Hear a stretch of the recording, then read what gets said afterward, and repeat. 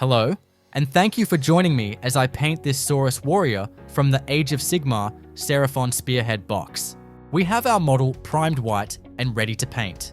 I'll be using Army Painter's Speed Paint 2.0 to apply the base coloring to this model. I love using this paint. It provides a really nice and quick coverage and is so easy to use. I'll start off by painting the belly of the model. I've chosen to use this pastel indigo color for the chest and soft tissues. I'll apply this in a single coat over the areas of the model where I want this color. You'll notice that because the speed paint is so thin, it pulls in the recesses and thins on the raised areas of the model. This really helps pull out the details and provide depth to the model. I want to show you here how I paint the chest in real time so that you can more easily see just how quickly this paint can work. For the rest of the video, I will edit the painting times.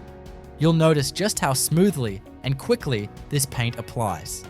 Also, take note of how the color really works well when applied over the white primer. For these speed paints, white primer really is necessary to allow the colors to show. Here you can see the light blue applied to the soft flesh areas of the model. Now I am going to work on the scales. I want to do a pretty dark blue. For this, I've chosen to use a 50-50 mix of Tyrian Navy and Tidal Wave. When applying the paint to the scales, I will load up my brush. The scales have deeper grooves that I want to fill with the paint, as well as get a nice, consistent coverage.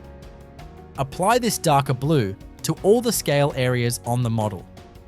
Be careful around parts that you want to remain white, such as the armor, ropes, and eyes. Here, you can see the progress we are making.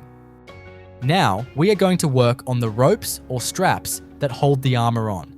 For this, I'm using a nice dark brown color called dark wood.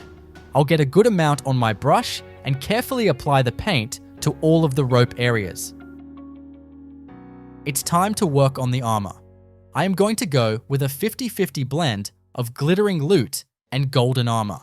You'll notice that this speed paint applies with a really nice, smooth coverage. I'm going to use this color to go over all of the armor and jewelry pieces that I want to be gold. When we start getting into these smaller, more detailed parts, it happens that your colors may bleed onto areas where they shouldn't. Sometimes your brush will accidentally paint a wrong area as you're working with these smaller and tight spaces. If this happens, there are a few simple fixes. You can try to hurry and wipe it off before the speed paint dries. You can go over the area with a similar acrylic color. Or the best fix is to go over the area with a white acrylic, then back over that with the right color of speed paint. For the claws and back spikes, I will be using this brilliant pallid bone color. Apply this to each of the claws and spikes around the model. I'll also apply this to the teeth. I've found that for this particular color, I often will need to load the brush and occasionally put a second coat to get the color and depth that I want. I'll be using this color, Enchanted Steel, with its slight bluish tint to paint in the metal bits of the model. On this model, this will primarily be the larger parts of the weapon. I love this color because it is a nice dark metallic but brings a bit of blue to it. I think it's perfect for these Seraphon models.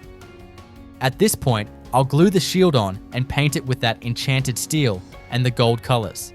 You'll also notice that I applied a bright red color to the tongue of the warrior. Unfortunately, I forgot to get this on video. Once the shield is finished, it's time to put a nice glaze on and finish up the initial painting of this model. I'm going to use a 5-to-1 mix of medium and hardened leather to make up a glaze. Apply this glaze to the golden parts of the model. This will darken the gold up a bit, really adding depth and pulling out the details of the armor. With these last details, we can call our model painted. I will go back over it at another time with either edge highlights or dry brushing to add even more to it, but I'm calling it good for now. Tune in for the next video where I will base this model. Thank you, and I hoped you enjoyed this video.